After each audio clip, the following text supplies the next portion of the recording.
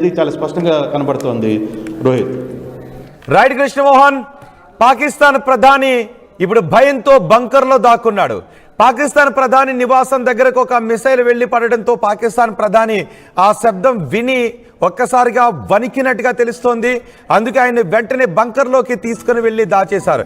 నిజానికి భారతదేశంపై యుద్ధానికి కాలు దువ్వినప్పుడు మేము చాలా నీతిమంతులం, మేము చాలా శక్తిమంతులం అని చెబుతూ ఉన్నప్పుడు పాకిస్తాన్ ప్రధాని బయటకు వచ్చి మాట్లాడాల్సినటువంటి పరిస్థితుల్లో పాకిస్తాన్ ప్రధాని భారతదేశం పంపించిన మిసైల్ శబ్దం విని ఒక అడుగు దూరం ఇటు పడి ఉంటే, ఒక డిగ్రీ అటు ఇటు అయ్యి ఉంటే ఈ పాటికి నేను ఏమైపోయి ఉండేవాడిని అని పాకిస్తాన్ ప్రధాని భయంతో మాట్లాడుతూ ఉంటే అతని మాటలు ఎక్కడ బయటకు వస్తే అది ప్రజల్లో వేరే సంకేతాలు వెళ్ళిపోతాయి, ఆత్మస్థైర్యం దెబ్బతింటుంది. ఇప్పటికే కొద్దో గొప్ప ఉన్నటువంటి ఆత్మస్థైర్యం దెబ్బతిన్నటువంటి సైనికులు చాలామంది పాకిస్తాన్ సైన్యం నుంచి వెళ్ళిపోయారు. ఇప్పుడు పాకిస్తాన్ ప్రధాని ఏడుస్తున్నాడు అనే దృశ్యాలు బయటకు వస్తే ఇంకా అది వేరే సంకేతాలు వెళ్ళిపోయే అవకాశం ఉంటుంది. ప్రజలు కూడా మరింత భయాందోళన చెందుతారు అనే వ్యక్తం చేస్తూ ఈ పాకిస్తాన్ ప్రధాని ఇప్పుడు బంకర్లోకి తీసుకువెళ్ళి దాచేశారు. పాకిస్తాన్ ప్రధాని ప్రస్తుతం బంకర్లో కాలం గడుపుతున్నాడు. మళ్ళీ కొంచెం సైన్యం చెప్పినటువంటి మాటలు, ఉగ్రవాదులు సైన్యం ఉగ్రవాదులు ఒక్కడే కాబట్టి మళ్ళీ పాకిస్తాన్ ప్రధానికి కొంచెం ధైర్యం చెప్పి బయటకు తీసుకొచ్చి ఏదైనా మాట్లాడించేటటువంటి ప్రయత్నం చేయొచ్చు. కానీ ఒక్కసారిగా డ్రోన్ శబ్దం విన్న తర్వాత పాకిస్తాన్ ప్రధానికి నివాసానికి కొంచెం దూరం, కూతవేటు దూరంలోనే మనం వేసినటువంటి డ్రోన్లు పడటంతో, ఇస్లామాబాద్లో ఆ డ్రోన్లు పడటంతో పాకిస్తాన్ ప్రధాని ఒక్కసారిగా భయభ్రాంతులకు గురయ్యాడు. ఇప్పటికే మీరు చూశారు కదా, మొన్న ఆపరేషన్ సింధూర్లో మసూద్ అజార్ త్రిట్లో ప్రాణాపాయం నుంచి తప్పించుకున్నాడు. లేదంటే మసూద్ అజార్ ఈ పాటికి వెళ్ళిపోయి ఉండేవాడు. మన లక్ష్యం పాకిస్తాన్ పాలకులో, పాకిస్తాన్ సైనికులో, పాకిస్తాన్ ప్రజలో కాదు. మన లక్ష్యం పాకిస్తాన్లో ఉన్న ఉగ్రవాదులు. అందుకే భారతదేశం పాకిస్తాన్లో ప్రజలపైన ఎటువంటి దాడులు చేయలేదు, పాకిస్తాన్ పాలకులపై ఎటువంటి దాడులు చేయలేదు, పాకిస్తాన్ సైనికులపై ఎటువంటి దాడులు చేయలేదు. కేవలం పాకిస్తాన్ ప్రజలు, సైనికులు పెంచి పోషించిన ఉగ్రవాదులపై మాత్రమే దాడులు చేశాం. ఆ దాడిలో మసూద్ అజార్ త్రిట్లో ప్రాణాపాయం నుంచి తప్పించుకొని మసూద్ అజార్ కుటుంబ సభ్యులను కోల్పోయిన తర్వాత వైరాగ్యం గుర్తొచ్చింది మసూద్ అజార్కి. ఆ దాడిలో నేను కూడా పోయి ఉంటే బాగుండు అని తమ వాళ్ళు ప్రాణాలు కోల్పోతే ఆ దాడిని తలుచుకుని మసూద్ అజార్ భయపడుతున్నాడు. దానికి భారత్పై ప్రతీకారం తీర్చుకుంటానని చెప్తున్నాడు. ఇప్పుడు పాకిస్తాన్ ప్రధాని కూడా ఆ చావు భయం కళ్ళ ముందు కనిపించింది. కళ్ళ ముందే ఒక మిసైల్ వచ్చి పాకిస్తాన్ ప్రధాని నివాసానికి కొద్ది దూరంలో పడడంతో పాకిస్తాన్ ప్రధాని ఒక్కసారిగా భయభ్రాంతులకు గురయ్యాడు. పాకిస్తాన్ ప్రధాని ఇప్పుడు బంకర్లో ఏడుస్తున్నాడంట. ఆ ఏడ్చేటటువంటి విషయం బయటకు వస్తే ఎక్కడ ఆత్మస్థైర్యం దెబ్బతింటుందోనని బుజ్జగించి మరి పాకిస్తాన్ ప్రధాని ఇప్పుడు బంకర్లోనే దాచిపెట్టారు. అంతేకాదు, మీరు ఆర్టీవీ స్క్రీన్ పైన చూస్తున్నారు, పాకిస్తాన్ సైన్యం ఐఐటి జలంధర్ పంజాబ్ వైపు కూడా వాళ్ళు డ్రోన్లను ప్రయోగించినటువంటి దృశ్యాలు. పంజాబ్లో Ambedkar national institute of technology Jalandhar, NIT Jalandhar వైపు డ్రోన్లు వస్తున్నటువంటి, పాకిస్తాన్ ప్రయోగించినటువంటి డ్రోన్లు వస్తూ ఉన్నాయి. వాటిని కొంతమంది చిత్రీకరించినటువంటి దృశ్యాలు కూడా మీరు ఆర్టీవీ స్క్రీన్ పైన చూస్తున్నారు. ఆ యూనివర్సిటీ విద్యార్థులు, ఎన్ఐటి జలంధర్ యూనివర్సిటీ విద్యార్థులు వాటిని చిత్రీకరించారు. చూడండి ఒకసారి. వాటిని మనం మధ్యలోనే ఇంటర్సెప్ట్ చేసాం. అటువైపు వచ్చినటువంటి మిసైల్స్ని, పాకిస్తాన్ ప్రయోగించినటువంటి మిసైల్స్ని మనం ఇంటర్సెప్ట్ చేసాం. వాటిని మార్గ మధ్యలోనే కూల్చివేసినటువంటి సందర్భం చోటు చేసుకుంది. పాకిస్తాన్ ప్రయోగించినటువంటి డ్రోన్లు పంజాబ్, రాజస్థాన్, గుజరాత్, జమ్మూ కాశ్మీర్లను టార్గెట్ చేసుకుని పాకిస్తాన్ డ్రోన్లు, యుద్ధ విమానాలను పంపించడంతో జైసల్మేర్లో మనం ఒక యుద్ధ విమానాన్ని కూల్చేసి ఆ పైలట్ని మనం పట్టుకున్నాం ప్రాణాలతో. ఎన్ఐటి జలంధర్ వైపు పాకిస్తాన్ మిసైల్స్ వస్తూ ఉన్నప్పుడు వాటిని మధ్యలోనే ఇంటర్సెప్ట్ చేస్తున్నటువంటి దృశ్యాలు, అక్కడున్న యూనివర్సిటీ విద్యార్థులు వాటిని తమ ఫోన్లలో చిత్రీకరించారు. ఆ దృశ్యాన్ని ఇప్పుడు మీరు ఆర్టీవీ స్క్రీన్ పైన చూస్తున్నారు.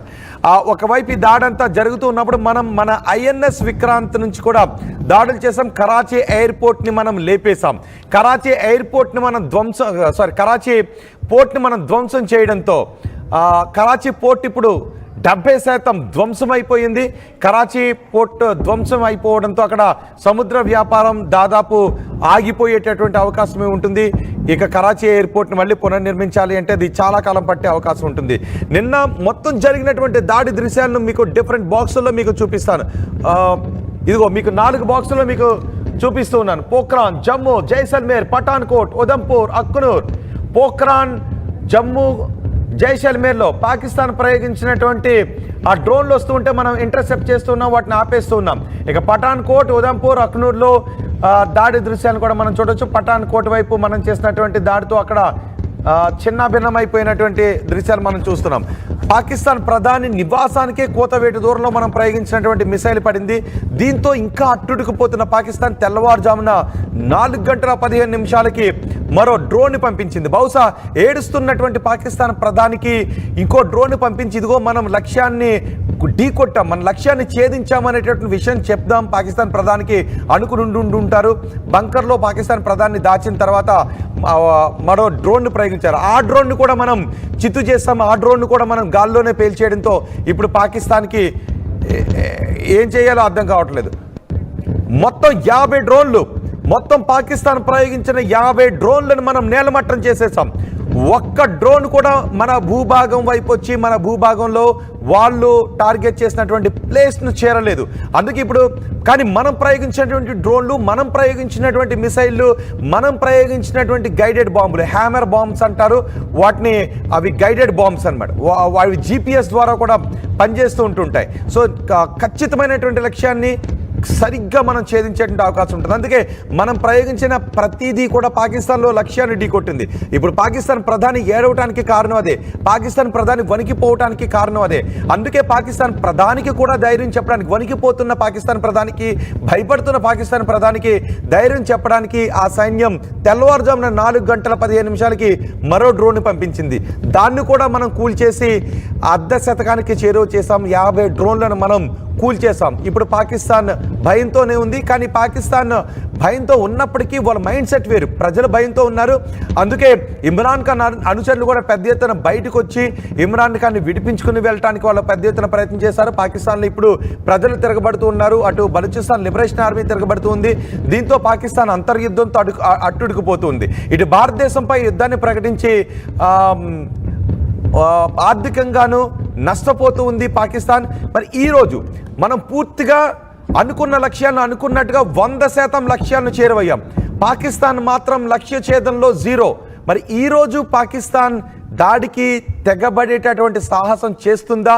ఈరోజు కూడా పాకిస్తాన్ దాడికి తెగబడే ప్రయత్నం చేస్తే పాకిస్తాన్ ఏమవుతుంది అని మీరు అనుకుంటున్నారో మీ అభిప్రాయాన్ని కమెంట్ బాక్స్లో తెలియచేయండి. ఈరోజు కూడా పాకిస్తాన్ రాత్రిలాగా దాడికి తెగబడే అవకాశం ఉంటుందా? దాడికి తెగబడే దుస్సాహసానికి పూనుకునే అవకాశం ఉందని అనుకుంటూ ఉన్నారా? ఇప్పటికీ రాత్రి చేసిన దుస్సాహసానికి పాకిస్తాన్లో ధ్వంసరచన కనబడుతుంది. ఇన్ఫ్రాస్ట్రక్చర్ మొత్తం పోయింది, వాళ్ళ ఎయిర్షిప్స్ పోయాయి, పోర్ట్లు పోయాయి. పాకిస్తాన్ ప్రధాని బంకర్లో దాక్కుని భయంతో వణుకుతూ ఉన్నాడు. ఈ సమయంలో కూడా పాకిస్తాన్ ఇంకా దాడులకు తెగబడుతుందా? తెగబడితే పాకిస్తాన్ ఏమవుతుందని మీరు అనుకుంటున్నారో మీ అభిప్రాయం ఒకసారి కమెంట్ బాక్స్లో తెలియచేయండి. మీకు ఫుల్ ఫ్రేమ్లో తెల్లవారుజామున పంపించినటువంటి ఆ డ్రోన్ కూల్చివేసిన ప్రదేశం కూడా ఎలా ఉందో నేను మీకు RTV స్క్రీన్ పైన చూపిస్తాను. డిఫరెంట్ బాక్స్లో మీరు ఆ 6 చోట్ల మనం జరిపినటువంటి దాడులు, పాకిస్తాన్ జరిపినటువంటి దాడులు కూడా RTV స్క్రీన్ పైన మనం తిప్పి కొడుతున్నటువంటి